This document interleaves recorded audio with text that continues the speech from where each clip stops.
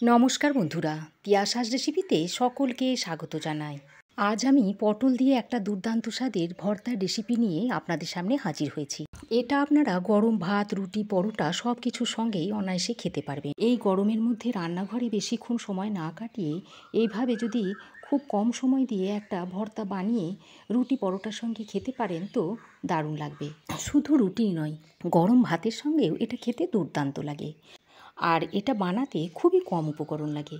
তো চলুন ভর্তা বানানোর প্রসেসটা দেখে নেওয়া যাক। পটলের ভর্তা বানানোর জন্য এখানে আমি 5টা কাঁচা পাকা পটল নিয়েছি। এবার আমি এই পটলের এই খোসাগুলোকে আমি এরকম একটু চেঁচে নিচ্ছি।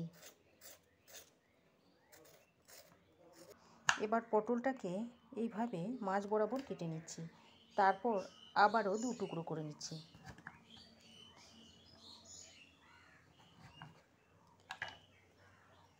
অর্থাৎ একটা পটলকে মোট 4টে টুকরো করে নিচ্ছি। এইভাবে সব পটলগুলোকে চেঁচে কেটে নিতে হবে।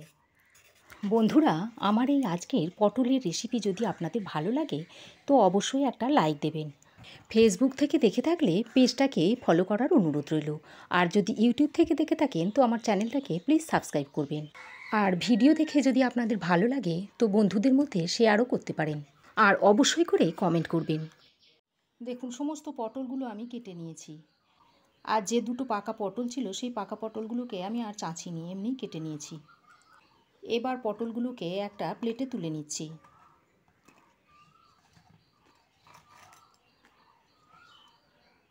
দেখুন, পটলগুলোকে কেটে আরও একবার ভালো করে ধুয়ে নিয়েছি। এবার আমি গ্যাসে একটা কড়াই বসিয়ে কেটে ধুয়ে রাখা পটলগুলো এর মধ্যে ঢেলে দিচ্ছি। তারপর অল্প একটু জল দিয়ে দিচ্ছি।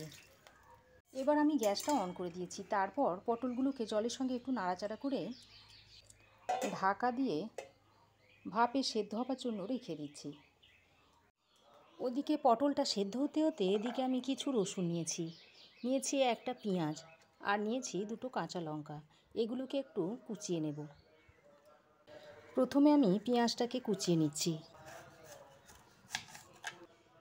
পেঁয়াজটাকে একটু মিহি করে কুচিয়ে নিতে হবে।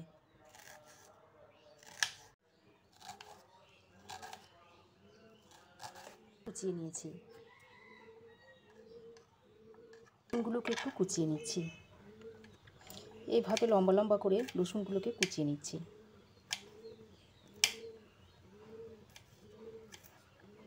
দেখুন, রসুনগুলোকে আমি লম্বা লম্বা করে কুচিয়ে নিয়েছি।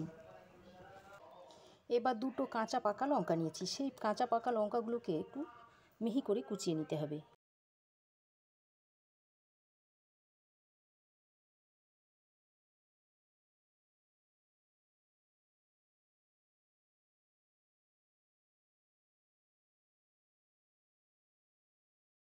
দেখুন, লঙ্কা দুটোকেও কুচিয়ে নিয়েছি। এদিকে দেখুন, ভাপে দিয়ে পটলগুলোকে ভালো করে সেদ্ধ করে নিয়েছি। দেখুন, ভালোভাবে সেদ্ধ হয়ে গেছে। এবার এই পটলগুলোকে একটা প্লেটে তুলে নিচ্ছি।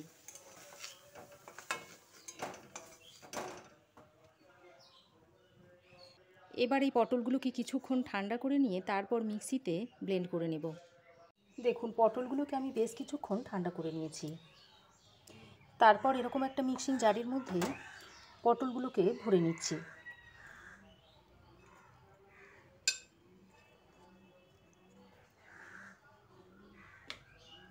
এবার ঢাকনাটা বন্ধ করে এর একটা মিহি পেস্ট তৈরি করে নিয়েছি।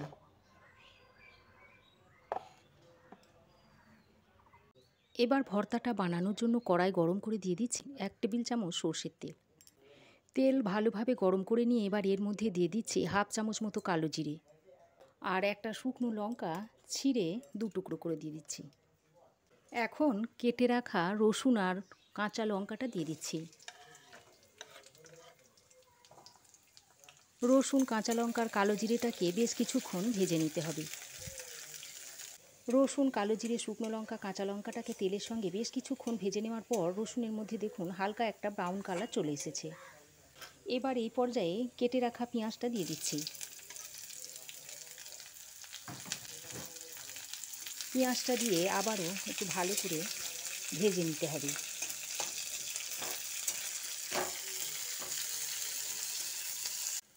দেখুন পেঁয়াজ সুন্দর করে ভাজা ভাজা করে নিয়েছি। এবার এর মধ্যে দিয়ে দিচ্ছি হাফ চামচ মতো হলুদ গুঁড়ো, আর কাশ্মীরি লঙ্কার গুঁড়ো দিয়ে দিচ্ছি হাফ চামচ। এখানে আর অন্য কোনো মশলা দেওয়ার দরকার নেই। এবার হলুদ আর লঙ্কাটা দিয়ে পেঁয়াজের সঙ্গে ভালো করে নেড়েচেড়ে মিশিয়ে নিচ্ছি। দেখুন মশলাটা খুব ভালোভাবে পেঁয়াজের সঙ্গে নেড়েচেড়ে মিশিয়ে নিয়ে এবার এর মধ্যে বেটে রাখা পটলটা দিয়ে দিচ্ছি।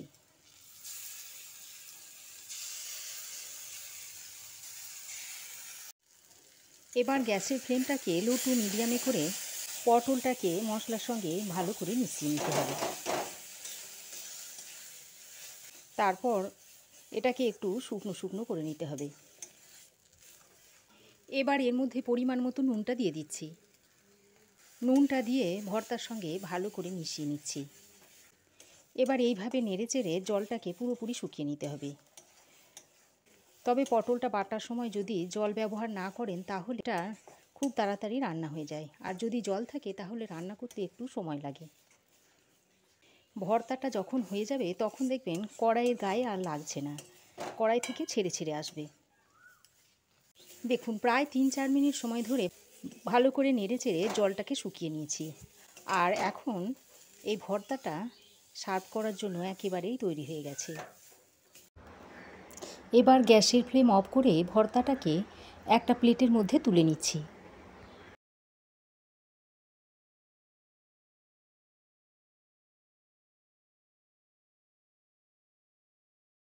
দেখুন তৈরি হয়ে গেল দুর্দান্ত স্বাদের মুখরোচক পটলের ভর্তার রেসিপিটি। এটা আপনারা গরম ভাতের সঙ্গে কিংবা রুটি পরোটা সব কিছুর সঙ্গে অনায়াসে খেতে পারবেন। খেতে দুর্দান্ত লাগে। এবার আমি দুটো ভাজা শুকনো লঙ্কা এর উপর দিয়ে সার্ভ করে দিচ্ছি, আর একটু কাঁচা সর্ষের তেল উপর দিয়ে দিয়ে দিচ্ছি।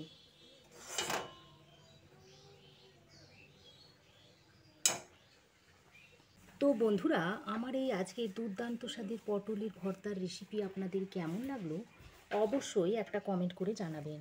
ভালো লাগলে একটা লাইক ও শেয়ার করবেন। পাশে থাকা বেল আইকনটা অবশ্যই প্রেস করবেন। আর আমার চ্যানেলে নতুন বন্ধু হয়ে থাকলে প্লিজ চ্যানেলটা সাবস্ক্রাইব করার অনুরোধ রইল।